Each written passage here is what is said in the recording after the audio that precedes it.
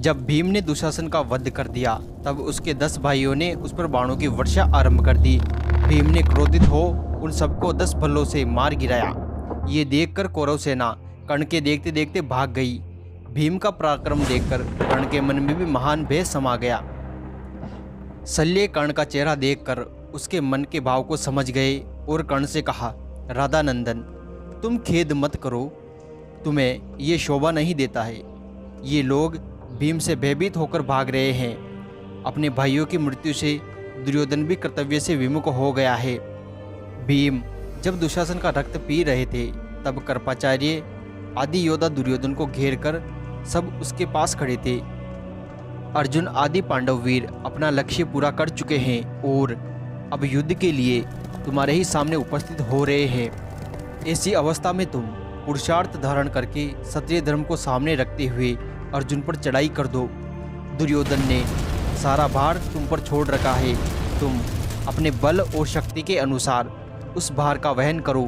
अगर विजय तुम्हारी हुई तो तुम्हारी बहुत कीर्ति फैलेगी और पराजय हुई तो स्वर्ग की प्राप्ति होगी।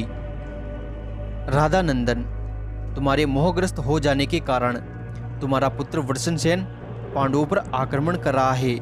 शल्य की बात सुनकर कर्ण ने अपने मन में युद्ध के भाव को दृढ़ किया। वृषसेन ने सामने खड़े हुए भीम पर धावा किया। ये देखकर नकुल ने वृषसेन पर धावा किया। नकुल ने एक शूर द्वारा वृषसेन के ध्वज को काट डाला, साथ ही एक बल द्वारा उसके धनुष को भी काट डाला। वृषसेन ने दूसरा धनुष लेकर नकुल को बींध डाला। वृषसेन ने उसके घोड़े आदि को मार डाला।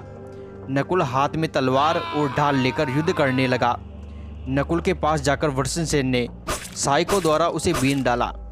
फिर नकुल ने वृषसेन को बींध डाला। वृषसेन ने 18 बाणों से नकुल को पुनः बींध डाला और नकुल के ढाल को वृषसेन ने अपने बाणों से नष्ट कर दिया। फिर 6 बाणों से उसकी तलवार भी काट डाली। तलवार कट जाने के बाद पेने बाणों से उसकी छाती पर वार किया। वृषसेन के बाणों से पीड़ित हो नकुल भीम के रथ पर चढ़ गए। तब वृषसेन ने उस एक रथ पर उपस्थित पांडवों पर बाणों की वर्षा करने लगा। उसके बाद भीम ने अर्जुन से कहा, नकुल वृषसेन के बाणों से पीड़ित हो गया है। कर्ण का ये पुत्र हमें बहुत सता रहा है, तुम इस पर आक्रमण करो। अर्जुन भीम की बात सुनकर जाने लगे। तब नकुल भी पास आकर अर्जुन से बोले, भैया आप इस वृषसेन को मार डालो। तब अर्जुन के कहने पर श्री कृष्ण ने रथ वृषसेन की ओर हाँक दिया। वृषसेन ने 3 बाण अर्जुन को, 3 बाण भीम को, नकुल को 7 और श्री कृष्ण को 12 बाणों से बींध डाला। वृषसेन के इस पराक्रम को देखकर कौरव सेना हर्ष से भर गई और उनकी भूरी भूरी प्रशंसा करने लगी। लेकिन जो अर्जुन के पराक्रम को जानते थे वो समझ गए थे कि अब वृषसेन आग की आहुति बन जाएगा। उसके बाद अर्जुन ने वृषसेन पर आक्रमण किया। वृषसेन उस समय कर्ण के सामने खड़े थे।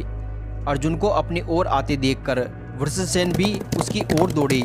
इसके बाद वृषसेन ने अर्जुन की बाई भुजा के मूल भाग पर पुनः प्रहार किया तथा 9 बाणों से श्री कृष्ण को चोट पहुंचाकर 10 बाणों से पुनः अर्जुन पर प्रहार किया। वृषसेन के बाणों से आहत होकर अर्जुन को गुस्सा आया। फिर उन्होंने मन ही मन वृषसेन के वध का निश्चय किया। अर्जुन ने वृषसेन के वध का निश्चय करके युद्ध के मुहाने पर बाणों का प्रहार आरंभ किया। उस समय उसकी आंखें गुस्से से लाल हो गई थी। वहां अर्जुन ने मुस्कुराते हुए कर्ण, दुर्योधन, अश्वत्थामा आदि वीरों को लक्ष्य करके कहा, कर्ण, आज युद्ध स्थल में मैं तुम्हारे देखते देखते उग्र पराक्रम में वृषसेन को अपने पेने बाणों द्वारा यमलोक भेज दूंगा। मेरा वेगशाली पुत्र अभिमन्यु अकेला था। उस समय मैं उसके साथ नहीं था। उस अवस्था में तुम सब लोगों ने मिलकर उसका वध किया था।